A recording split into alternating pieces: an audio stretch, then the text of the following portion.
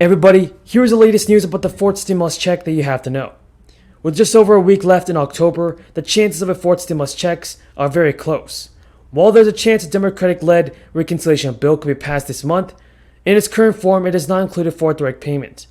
With objections from the more conservative Democrats like Joe Manchin and Kyrsten Sinema, those leading the legislative process would risk losing their support by including additional stimulus check. Shortly after the crisis took hold in March 2020, a massive wave of layoffs occurred, prompting the government to pass the CARES Act. Child care and care in the care economy ever in history, and that there will be programs put in place that have not existed in the past. Hopefully we will know more soon what the final package looks like, but I just wanted to outline some of the key components that there's continued discussion about.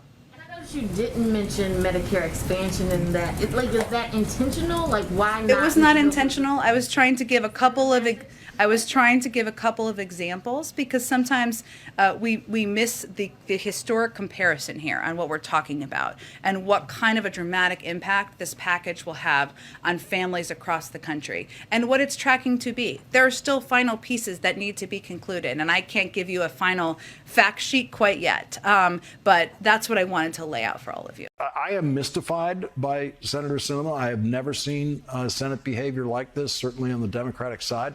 I have no idea what she thinks about anything. You know her. You have supported her.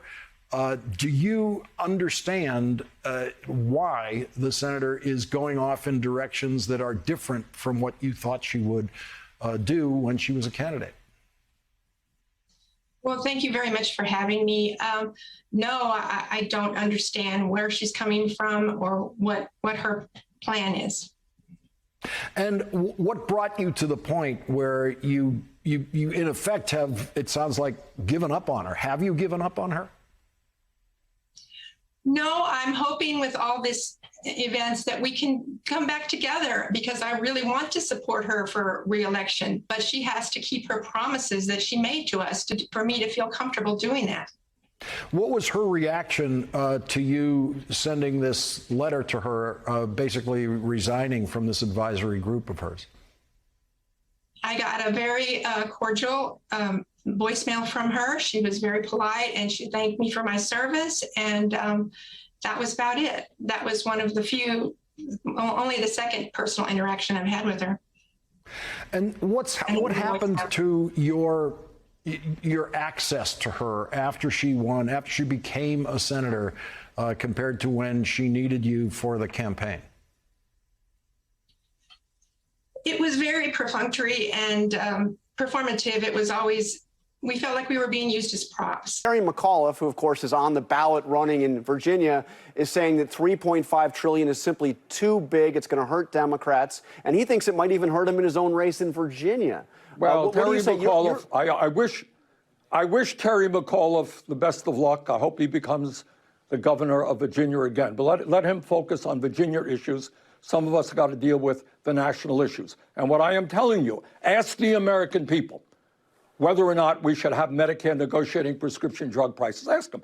Ask whether or not we should expand home health care, whether we should make community colleges tuition-free, whether or not we should deal with climate. And when we do all of those things, by the way, we create millions of good paying jobs. What we are fighting for is precisely what the American people want, and that's what we've got to do. Okay, we're just about out of time. Bottom line, if Manchin and Sinema don't come up, don't do what you are suggesting, what most of the Democrats or almost all of the other Democrats want, does that mean we get nothing? No infrastructure bill? No. Nothing? No, at the end of the day, I am absolutely convinced we're going to have a strong infrastructure bill, and we're going to have a great consequential reconciliation bill which addresses the needs of the American people. All right, Senator Sanders, thank you for joining us. Thank you. The CARES Act included funding for a $1,200 stimulus check, and large checks were sent to families. The CARES Act also established 2 federal unemployment programs. These programs allowed the federal government to provide those who found themselves without work. As a result of the crisis, extra weeks of coverage came as many states have implemented caps. The Unemployment Assistance Program also allowed for the spending of a $600 topper to be sent in addition to state benefits. that comes as some leaders worried that the state-level benefits would not be enough to sustain families over a long period of time. In addition to the $1,200, these more generous unemployment benefits helped keep many households from falling into poverty. From March to April 2020, the unemployment rate in the U.S. jumped from 4.4% to 14.8%. These levels were historic, both in the speed at which jobs are lost and how many in total were eliminated from the labor markets. So to make good on his campaign promise, President Biden and Democrats in Congress passed the American Rescue Plan in March 2021, which included the third stimulus check worth $1,400. A significant and permanent increase in the levels of food stamp assistance is now available to needy families, the largest single increase in the program's history. The increase to what is officially known as SNAP was announced in August and took effect this month. The New York Times reported that the additional assistance is available to all 42 million SNAP beneficiaries. Benefits are awarded on a sliding scale, and a new maximum will rise to $835 a month for a family of four, an increase of 21%.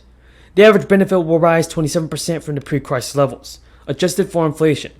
The aid boost being packaged as a major revision of the USDA's Thrifty Food Plan, which was first issued in 1975. The increase is a part of Biden's administration in his effort to strengthen the country's social safety net. Poverty and food security activists maintain that long-standing inadequacies in that safety net were laid bare by the crisis. I want to begin with Senator Sinema because President Biden, in his town hall discussion tonight, seemed to indicate that there was no movement that he was aware of or prepared to talk about on tax revenues from Senator Sinema. Now we have this Politico reporting, which indicates there is some possibility of Senator Sinema being willing to agree to an amount of revenue through various devices that might not involve individual tax rates, might involve other things. But that seems, if true, to be a way to get there and to get there soon. Yeah, I think Kristen Sinema has really hurt herself by not talking about what she's for. I understand that she believes very strongly that negotiations should occur in private and that she will fully explain her vote when she makes her vote, and it will become apparent what she worked for and what she cares about. But in the interim, the vacuum is being filled by a lot of anger towards her. I've been on the phone all day, Lawrence, as you might imagine, with a bunch of different senators in my party. I am confident that the Politico reporting is correct, that she has in fact agreed to a number of revenue enhancers in various